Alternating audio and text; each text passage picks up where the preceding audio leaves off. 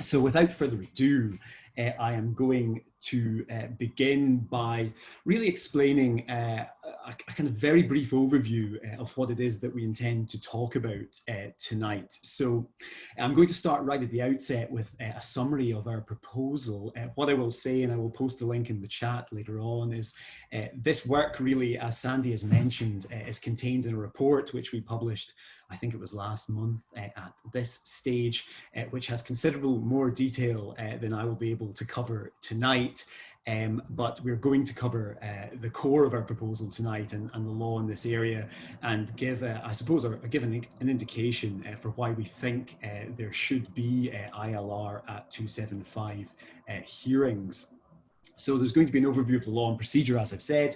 Tony will deal with the procedure. I'm going to try my very best to do a very succinct overview of sexual history and bad character evidence in Scotland.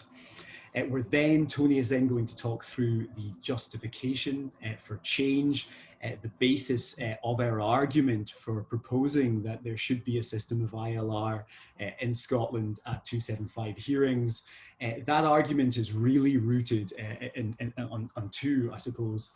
Well, there's two foundations for that argument. One is that we think this would improve complainer experience of the criminal justice system, and also we think that such a right is triggered by Article 8, or may be triggered by Article 8 of the European Convention of Human Rights. And Tony will talk a little bit about the Strasbourg jurisprudence in that area in due course. I'm going to finish, hopefully you won't be tired of me speaking at that stage, but I'm going to finish by really putting, I suppose, the flesh and the bones of our proposal and talking a little bit about how we think this might work in practice. But again, I will give you a health warning that there is considerably more detail in the report than I'll be able to cover tonight. And then, of course, as I say, we can have questions, etc., and comments at the end. So what am I here, or what are we here talking about? Well, I said this is the essence of our proposal, is that we believe that complainers should be entitled to be heard and to be legally represented for that purpose at Section 275 hearings. I'm not going to just assume that everyone knows or is au fait with the law and sexual history and bad character evidence in Scotland. So I'm going to talk a little bit about that now. But as you can see, the core of our proposal is really twofold. Complainers should be entitled to legal advice, and they should be entitled to legal representation to make submissions on whether an application to lead sexual history and bad character evidence should be admitted in a case. So the background to the proposal, I will skip over this fairly quickly. We spent some time in Ireland in 2019, supported by Rape Crisis Scotland. I know that there's maybe perhaps someone, at least one person here tonight who has helped us immensely when we were over in Ireland. We spoke to stakeholders. We were very grateful for everyone's time.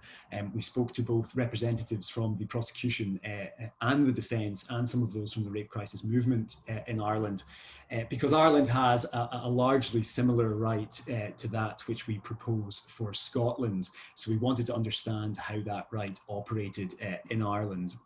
As I've mentioned before, there is a report available online in respect of our work. And just before I begin, I have got the unenviable task of trying to summarise the law on Section 274, 275 and the common law of relevancy. Just before I do so, I think there's two things to bear in mind, though, at the very, very outset. Our proposal's core is really procedural. Often when I attend events or I speak to practitioners, certainly defence practitioners, there's often criticism levelled at the appeal court's interpretation and development of the law of relevancy in this area. That is not what we are here to talk about tonight. As I say, the core of our proposal is procedural. It's about enabling a complainer to take legal advice and to make legal submissions on whether a 275 application should be granted or not. Not here to discuss at length how the law on relevancy has been progressed by the appeal court or discussed by the appeal court. Again, something else to bear in mind, there is a lack of contemporary empirical research in this area, which is concerning. There has been some great work done before in the past on how 274, 275 operated, but it now is pretty dated. So that's something else that needs to be borne in mind too. Often when people speak about the law in this area, they're really only speaking from anecdotal experience because there is no up-to-date contemporary empirical research for people to draw upon. Right, so I'm going to start with the law, the basics. So some key concepts that I imagine most people here will already be pretty familiar with, but relevancy as a matter of Scots law, evidence is relevant and thus admissible when it either bears directly on a fact put in issue by the libel or does so indirectly because it relates to a fact which makes a fact an issue more or less probable.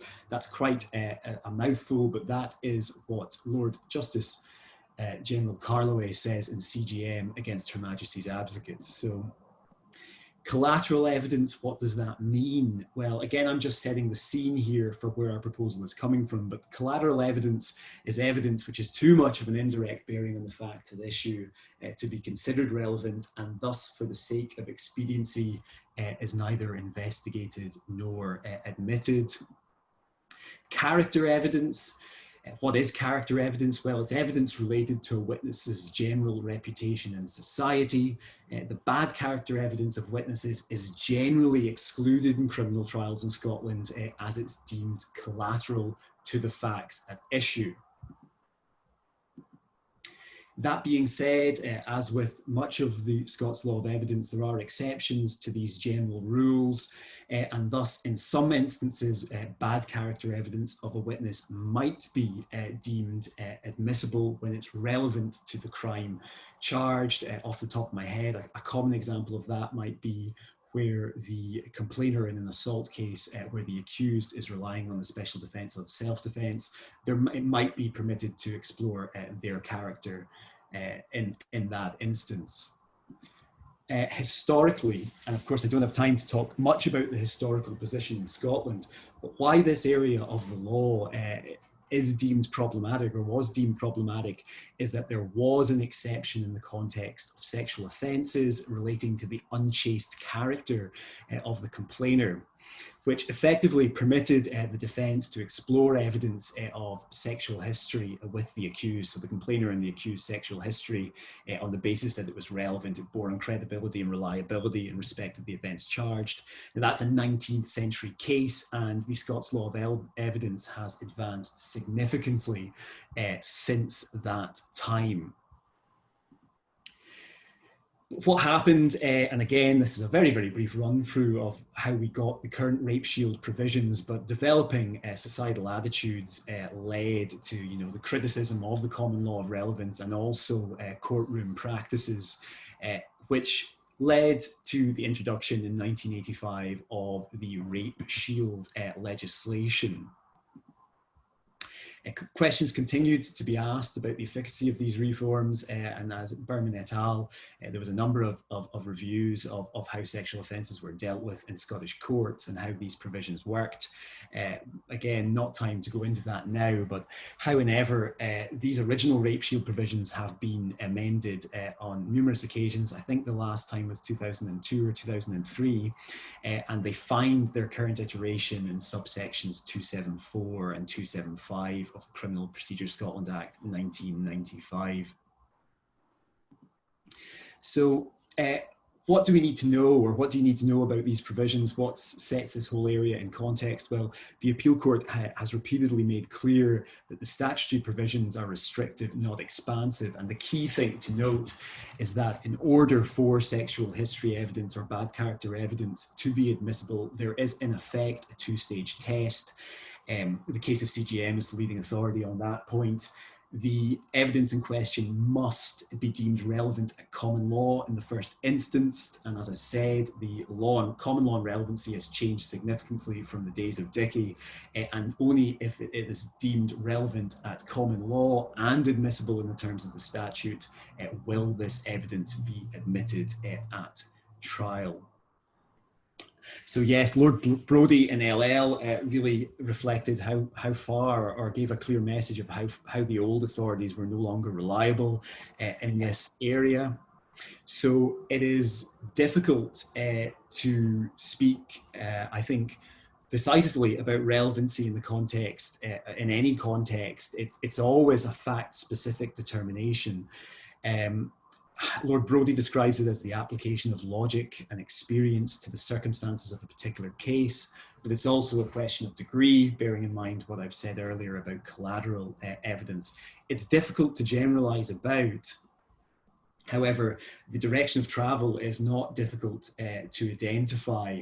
That's a quote from Lord Brodie in LL against Her Majesty's Advocate, talking about how free agreement and sexual intercourse on one occasion doesn't, as a matter of generality, make it more or less likely that there was free agreement to engage in sexual intercourse with the accused on a later occasion, many months later. But it is a fact-specific determination. As I said, there's a two-stage test, so it's only if the evidence in question is admissible at common law, if it's relevant, then you have to turn to the statutory provisions. These were, I think, accurately described by Lord Carloway in CGM as an elaborate code. They're pretty dense. Again, this is restrictive, not expansive. So section 274 makes certain types of bad character and sexual history evidence prima facie inadmissible, notwithstanding that evidence might have been deemed relevant and admissible at common law. I'm not going to, in any great detail, labour the terms of the statute. You can read it yourself, but these are the types of evidence which are caught by 274 and thus are prima facie inadmissible. Things to note is that subsection 1, subsection A, the complainer is not of good character, and that extends beyond sexual matters, so not specifically sexual matters. And you can read through it yourself, but those are the categories of evidence which are caught by 274 and thus are prima facie inadmissible unless there has been an application made in terms of 275. Again, here are the terms of section 275.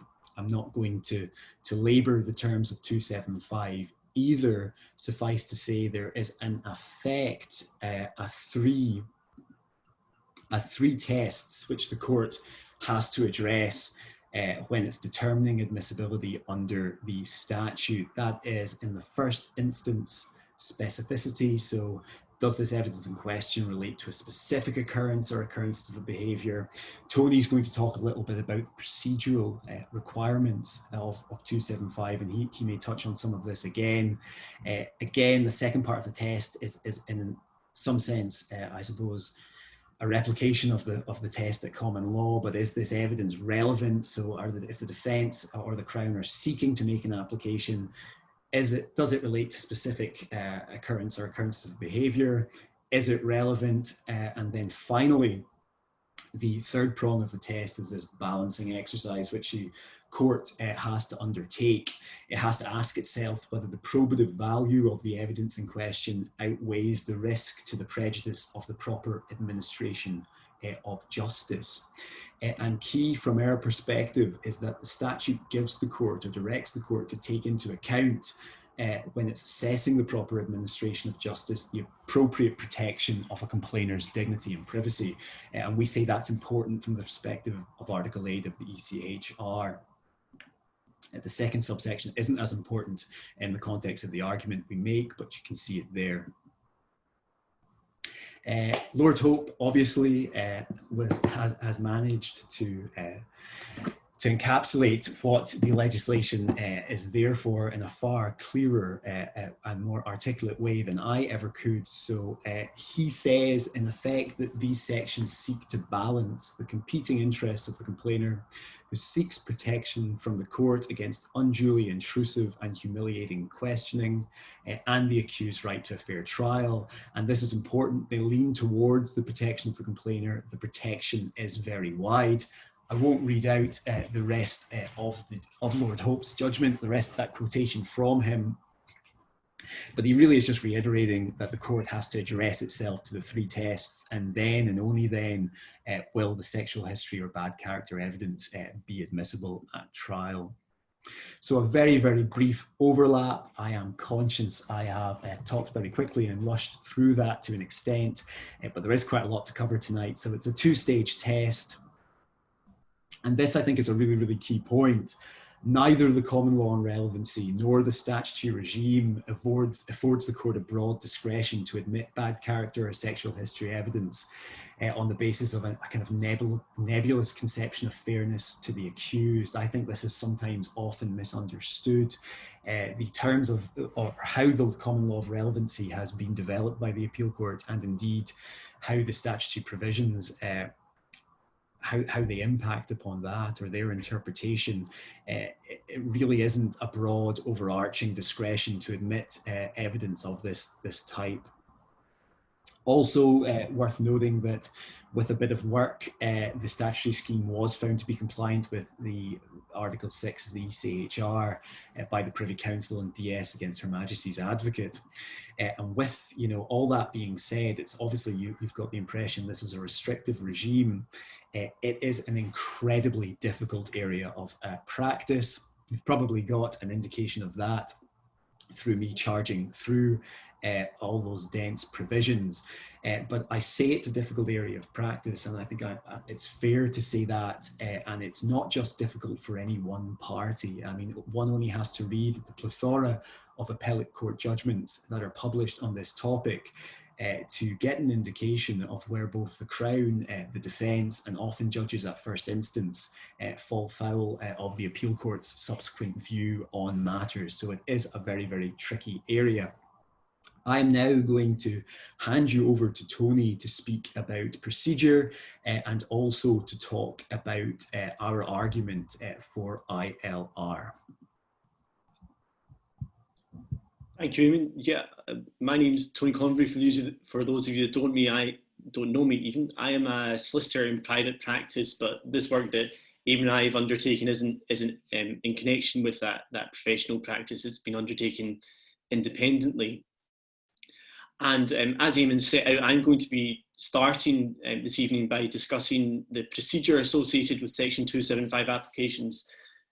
Not the most interesting subject in the world, I think we can all agree, but an important one to understand in the context of the proposal that we will come on to, because our proposal builds upon the existing procedural framework for Section 275 applications.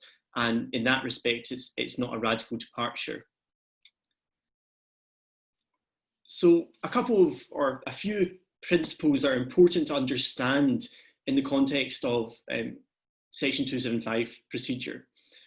The first is that, unusually for rape shield provisions, I think, they apply equally to the Crown and to the defence. So the Crown are equally bound by the requirement to make an application if they want to lead evidence that is struck at by Section 274 as the defence is. Another key thing to understand in the context of our proposal and in the context of the functioning of 275 in Scotland generally is that all applications made under this section need to be made in writing.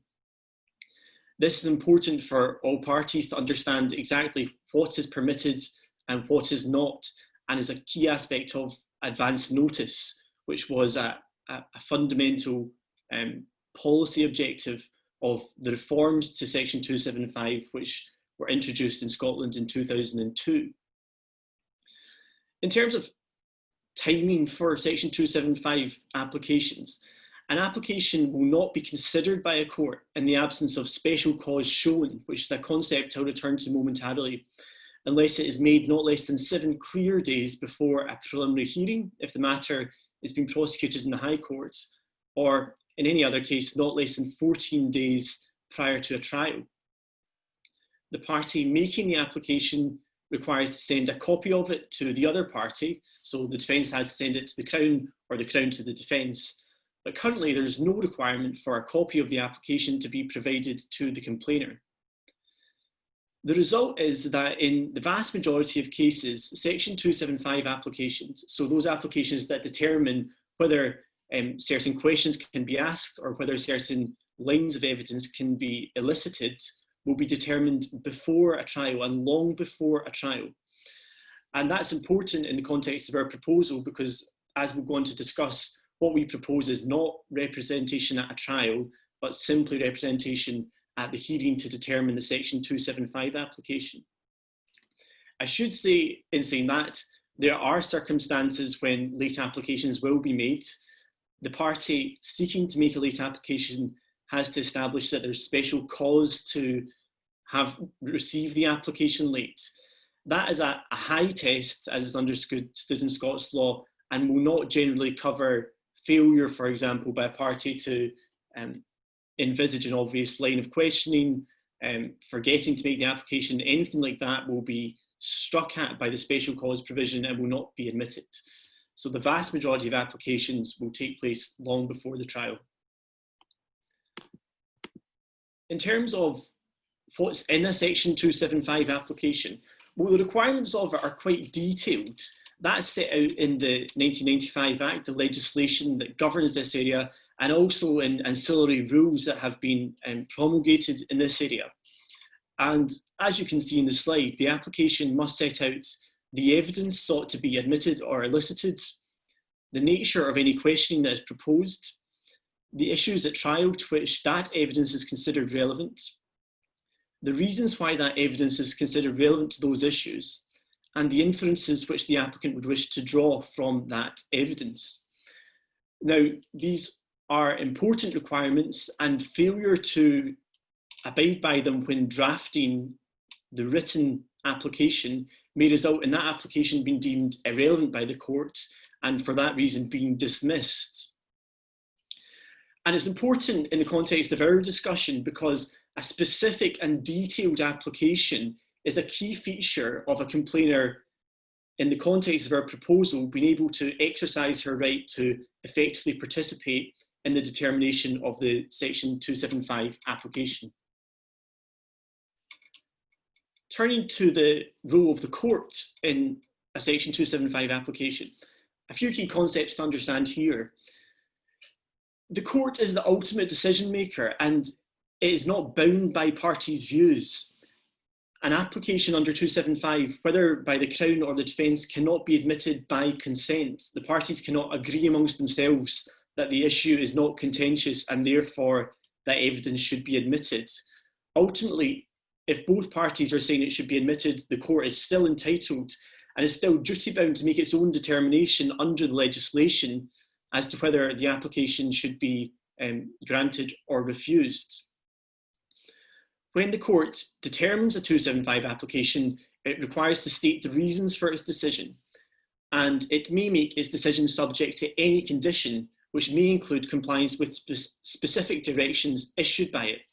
So, for example, the court may permit a line of questioning to be asked, but may say that it does not permit certain inferences to be drawn from that line of questioning.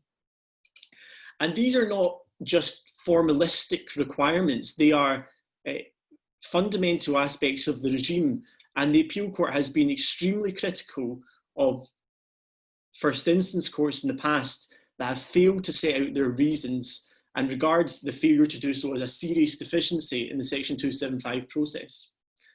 Finally, an interesting concept, and also one that is important and that's at least relevant to this proposal that we make, is that unusually a Section 275 application that has been determined by one first instance judge can be revisited by a subsequent first instance judge.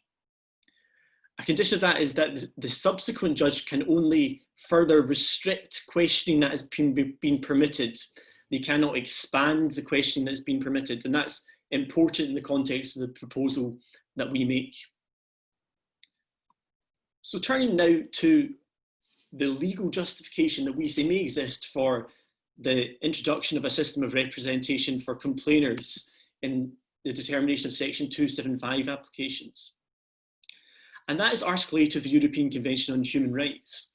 Now, many of you will be very familiar with Article 8, but for those of you who aren't, it principally protects a person's private and family life, and also their correspondence and their home. It is a qualified right, which means that it can be interfered with in certain circumstances, but that can only happen where there's legal authorization for that interference, and the interference is intended or is in the pursuit of certain specified legitimate aims. When the right is being interfered with, it can only be interfered with to the minimum extent necessary to achieve that aim. And we lawyers call that the doctrine of proportionality. So the United Kingdom is a signatory state to the European Convention and implements its substantive articles, including Article 8, in the Human Rights Act 1998. And under that Act, it is generally unlawful for a public authority, including, for example, the Lord Advocate, Crown Office, and the courts, to act in a way which is incompatible with a human right. And that includes Article 8. So what does Article 8 mean, and what are the implications of it for the prosecution of sexual offences? Well, the European Court of Human Rights has helped us with this in recent years and given us some direction as to what Article 8 might mean in that context. In the case of Y against Slovenia, the court recognised, I think for the first time, that in the prosecution of sexual offences, the interests of the defence require to be balanced against those of witnesses or victims called upon to give evidence. In the next case, I'm not going to attempt the pronunciation of it for fear of having a Croatian speaker on Zoom. The Croatian case, as I shall call it, the European Court recognised for the first time again, I think, the risk of secondary and repeat victimisation in criminal proceedings relating to sexual offences. And I think that's quite important because although those terms may be familiar to those of us who do work in this area, or those of us who, for example, work with complainers, it's the first time I think the European Court has really engaged in that level of discussion about the impact that prosecution of sexual offences can have on victims and witnesses. The court in that case observed that justice systems should operate in a manner that does not increase the suffering of victims of crime or discourage them from participating in proceedings, while always having due regard to the rights of accused persons. The court also held that criminal proceedings should be organised in such a way as to not unjustifiably imperil the life, liberty or security of witnesses, and in particular those of victims called upon to testify, or unjustifiably imperil their interests coming generally within the ambit of Article 8 of the Convention. So what we see in these cases, and what Eamon's talked about before, is the requirement for there to be a balancing exercise. The rights of the accused person to represent their interests and to have a fair trial have to be balanced against the interests of complainers and witnesses not to have their Article 8 interests offended against unduly. So that's what Article 8 means generally in the context of the prosecution of sexual offences. But what does it mean for Section 275? Well, the first question we have to ask ourselves is, does a Section 275 application engage Article 8? Well, in our opinion, the answer to that isn't clear-cut always. We think that not every 275 application will necessarily engage Article 8. And so any argument for the introduction of an ILR for Section 275 hearings based on Article 8 requires to be viewed with that qualification borne in mind. Nonetheless, in our opinion, many of the lines of questioning that are proposed within Section 275 applications, say, for example, in relation to a complainer's past sexual behaviour or their medical diagnosis, they might reasonably be said to represent an intimate and sensitive aspect of a complainer's private life. And in those circumstances, we suggest that Article 8 will be engaged in determining the Section 275 application. So if we take it that Article 8 is engaged in those circumstances, what does that mean?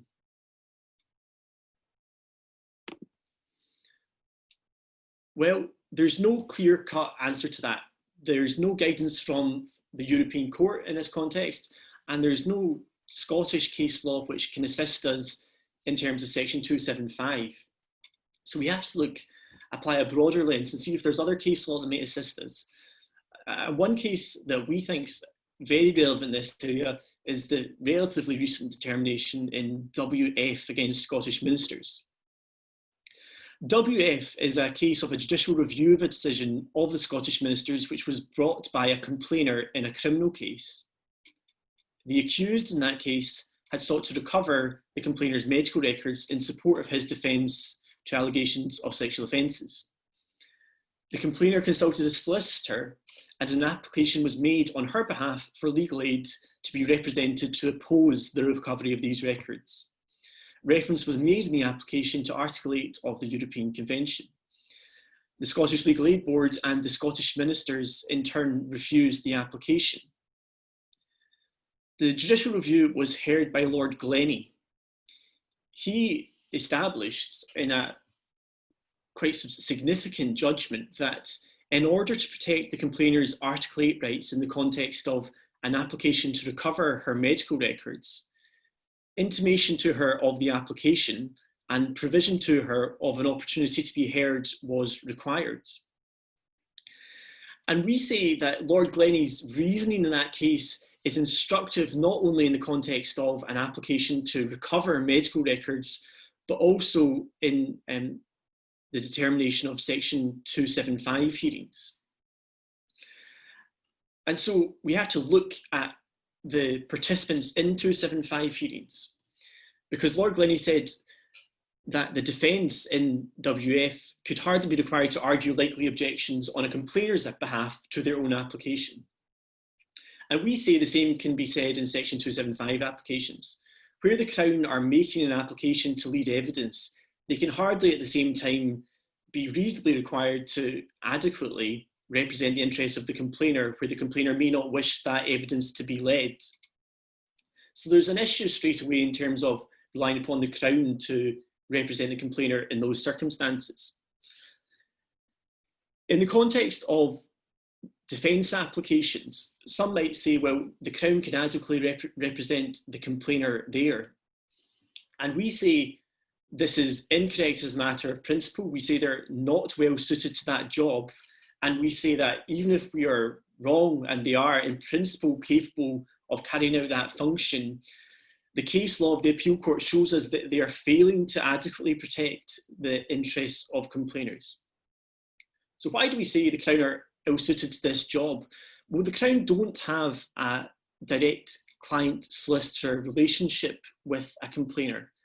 They have a witness who's very important to them in their case, but that is, for just now, all that the complainer is in the context of a Scottish criminal prosecution. In addition, the Crown prosecute in the public interest. It would be inappropriate for them to place the interests of the complainer ahead of their public interest obligations. And so, for those reasons, we say they are, as a matter of principle, not well suited to the role of vindicating the complainer's interests. And if we're wrong about that, we say, just look at the case law, where time and time again, we see evidence of the Crown failing to oppose applications made by the defence, which are manifestly inconsistent with the statutory scheme and in fact are irrelevant at common law. We see that in the case, for example, of LL, which Eamon discussed earlier. In that case, the defence made an application which the Crown did not oppose at first instance. When we got to the appeal court, the Crown realised what was happening and conceded that the proposed line was simply irrelevant to what were the issues in the forthcoming trial. The High Court observed that the application represented an inappropriate intrusion into the complainer's dignity and privacy. And if that was a one-off, we might say, well, these things happen, that's very bad. But time and time again, we see in the appeal court, in recent case law, the Crown failing to oppose applications which they should be doing so, and in failing to do so, failing to represent the interests of complainers. We see that in the case of MacDonald, RN and HMA against JG, all of which are cases of the last year at the most. In MacDonald, the appeal court went so far as to state that failings at first instance involving an unopposed Section 275 application contributed to a trial which was conducted in a manner which flew in the face of basic rules of evidence and procedure, not only the rape shield provisions, but also the common law. The effect the appeal court observed was to leave the complainer extremely distressed. And so we say just now, no one is adequately representing the interests of complainers in the context of Section 275. And against that conclusion, it's useful to return to Lord Glennie's question in WF. If the complainer is not given the opportunity to be heard, how is the court to carry out the balancing exercise required of it? That was in the context of an application to recover medical records. But as I've just discussed, and as Eamon discussed earlier on, the court in the determination of Section 275 applications is explicitly tasked with carrying out a balancing exercise. Unless it has information from a complainer as to whether proposed lines of questioning may offend their dignity or privacy, or may not offend their dignity and privacy, we say the court is not well equipped to carry out the function which statute requires of it. And we say the best way for a court to be made aware of matters in relation to the complainer's privacy and dignity is to allow the complainer to be heard and to be represented for that purpose in the determination of Section 275 applications. So that's what we say. Article 8 is engaged. We say it requires representation, and those are the benefits which can be associated with representation. And that brings me on to benefits in terms of complainer experience. What we know is that, notwithstanding the obligations of the court which we've discussed, domestic research and also international research over the years supports the view that complainers find the prospect of cross-examination in sexual offence cases frightening and the experience of it particularly gruelling. In his recent review into the law and procedure in serious sexual offence cases in Northern Ireland, Sir John Gillan interviewed complainers who had been involved in sexual offence cases. He concluded that a key contributor to the fear which I've discussed was concern on part of complainers about their sexual past being publicly explored. In Scotland too, we have research which supports this view. The thematic review of the investigation and prosecution of sexual crimes, which was carried out by the Inspector of Prosecution, concluded that the ordeal of giving evidence is a concern for any witness, but particularly for victims of sexual crime. And again, they go on to conclude, undoubtedly, much of the anxiety relates to the use of questioning about sexual history and character. If more evidence of that was needed, we see it in recent research carried out by Brooks, Hayes, Berman and Bradley at the Scottish Centre for Crime and Justice Research. They recorded complainers indicated concern about the potential use of evidence relating to their sexual history, and recorded that that use had caused them particularly acute concern and distress. And so against that backdrop of the particular difficulties and sensitivities associated with leading sexual history and character evidence, we say that a tailored response is required. And that response, we think, should be consistent with Scotland's adversarial tradition. And we say that that's what, out the form of ILR, which we will propose, can be. Okay, thank you very much. Tony, I'm afraid everyone, you're stuck with me again. Eamon, I'm not sure they are yet. All right, you're not. Well, just too eager to cut you off. Sorry, Tony, I will let you go back to where you were. Just ignore me, everyone. I know Eamon's very keen to be back in, so I won't hold up for too long. But I wanted to set out what some of the functions that an independent legal representative in principle could undertake in this role. So the first thing they could do is to explain the legal framework to a complainer. Now, as anyone who knows about this area, and those of you who've had the benefit of sitting and listening to Eamon's discussion about it will have observed, this is a really complex area, and it's not one which a complainer can reasonably be expected to understand without the benefit of professional advice. So that is the first role we think an independent legal representative could perform when faced with a complainer who has been the subject of a 275 application. The second thing they could do is provide an informed professional opinion on the application that has been made. So they could, for example, explain that it's clearly out with the statutory scheme, as we've seen applications are, or they might explain that the application as it has been drafted is likely to be granted because it falls within the provisions. But we think it's useful for a complainer to have that guidance early on in the process so they can understand where the process may be going. An important aspect of the ILR's role, and that ties in with some of the criticisms levelled at the Crown earlier on, is that they would have a direct lawyer-client relationship with a complainer. They would be able to take detailed, privileged instructions on very sensitive subjects, which we suggest a complainer might not be inclined to share with the Crown, knowing that the Crown has obligations to other people beyond their obligations to the complainer. Obviously, as we've discussed, the independent legal representative could advocate on the complainer's behalf at any hearing to determine a Section 275 and, if necessary, upon appeal.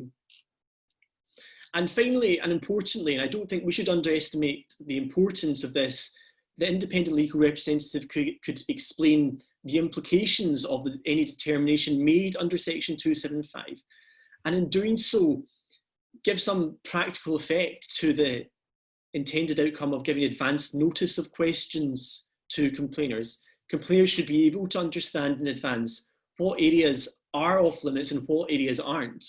Now, ultimately, even under our proposal, it will be for the court to regulate questioning at a subsequent trial to ensure that areas that are not open to parties are not strayed into with a complainer. But it's important, I think, for a complainer's own peace of mind that they have some understanding of what questions might be asked of them in the context of sexual history and character evidence as well. And turning briefly to why does it have to be an independent legal representative? Because sometimes people say, well, other people can do this anyway. So we've discussed the difficulties with the Crown. There's not the lawyer-client relationship. Sometimes the Crown is the party making the application. Sometimes the Crown are the party opposing the application but have other obligations, and sometimes the Crown is just failing to oppose an application that it should do. So that's why we say the Crown is not well suited to performing the functions of representing a complainer at Section 275 hearing. Some people might say, well, why don't we tap into the work that advocacy workers do? Can they not represent the interests of complainers in this context? Well, I think what Eamon and I would want to be clear of it very much is that advocacy workers do some really excellent work in this area, supporting complainers from the start of the criminal justice process all the way through to its conclusion and sometimes afterwards as well. And it's with no disrespect at all that we say they're not well equipped to carry out the functions of an independent legal representative.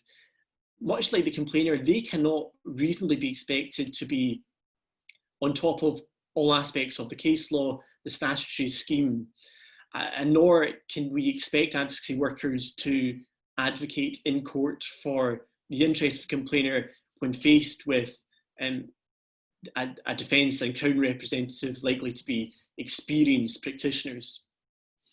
And I would just say that that's the conclusion that Sir John Gillan reached in Northern Ireland as well. They do great work, but we can't ask them to do this. Finally, some people might say, well, if you're telling us how great ILR is, why are you not proposing something more expansive? Why are you restricting the independent legal representation under your proposal to Section 275 applications? And what we would say in response to that is that what we propose seeks to address what I think everyone acknowledges is a particularly distressing aspect of the criminal justice process for a complainer. It would do so, as Eamon will set out, in a manner consistent with Scotland's adversarial tradition and avoid the really much greater difficulties that might be associated with a complainer being represented in the trial process.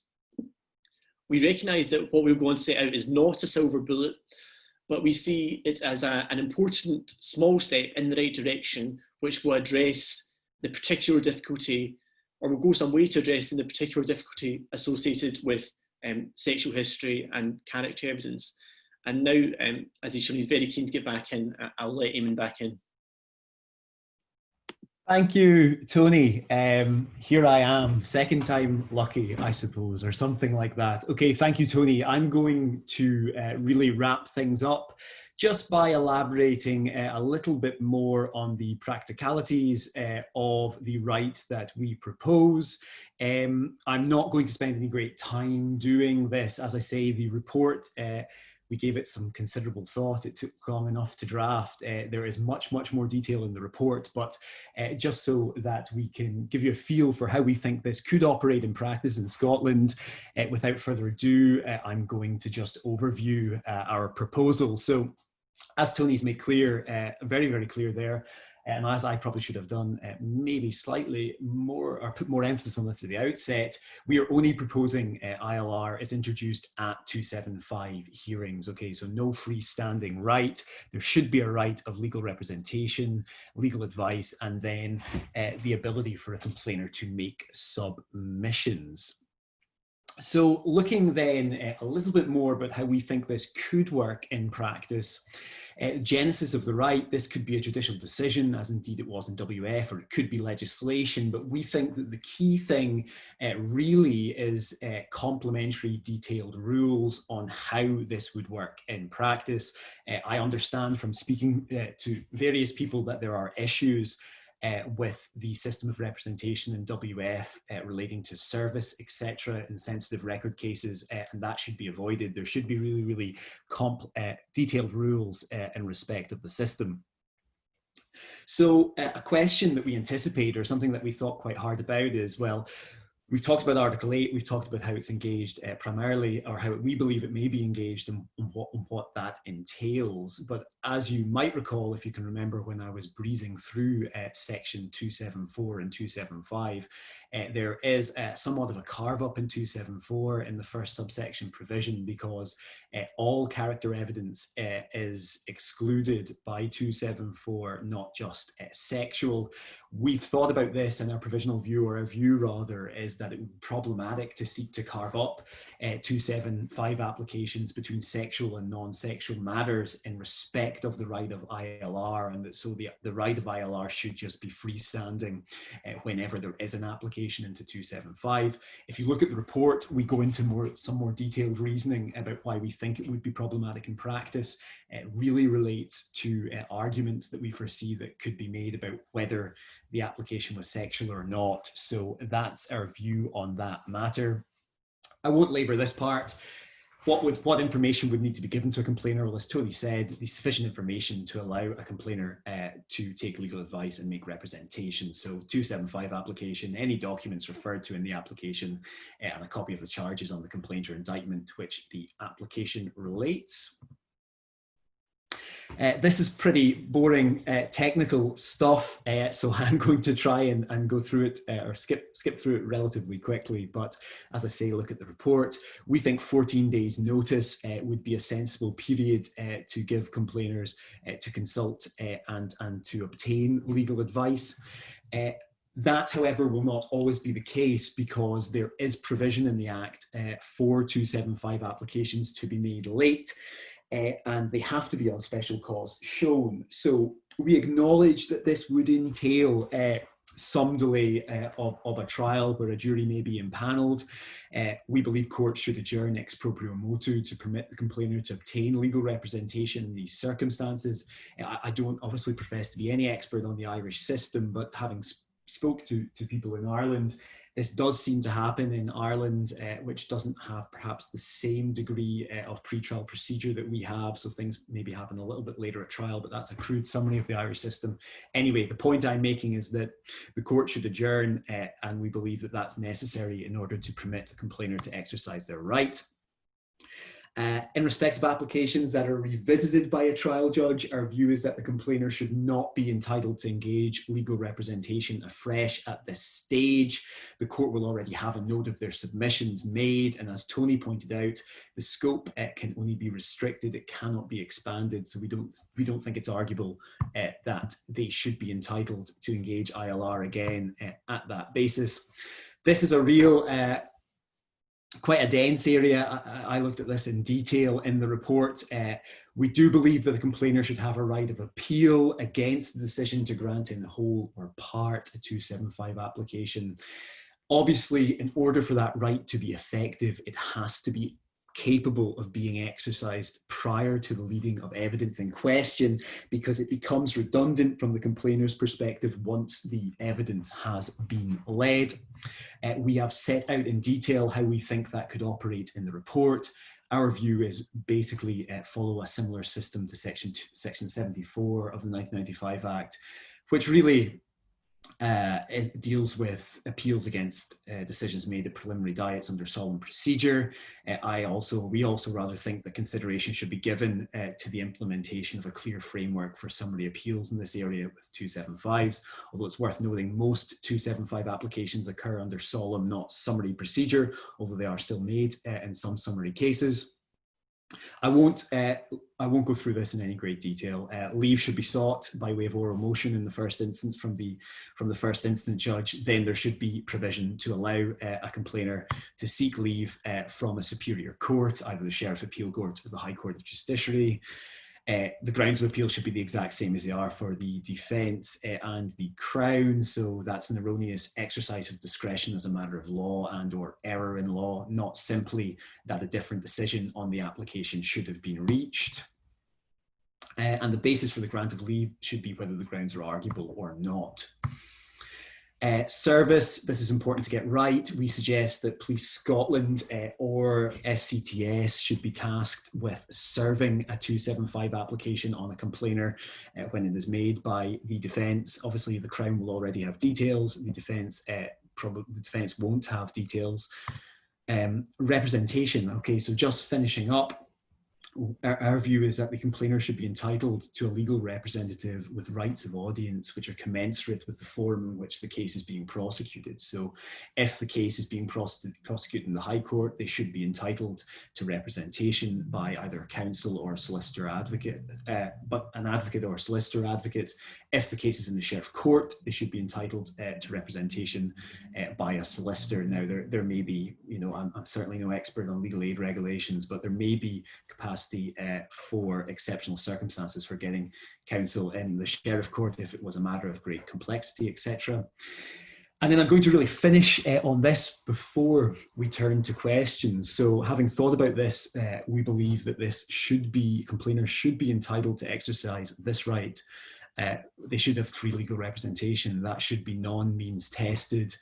We think means testing is inappropriate in the circumstances, given that the complainer is performing a public service and giving evidence on behalf of the Crown. So that is our view on the legal aid situation in respect of our proposal. And I think without further ado, thank you very much for listening to both of us on this topic.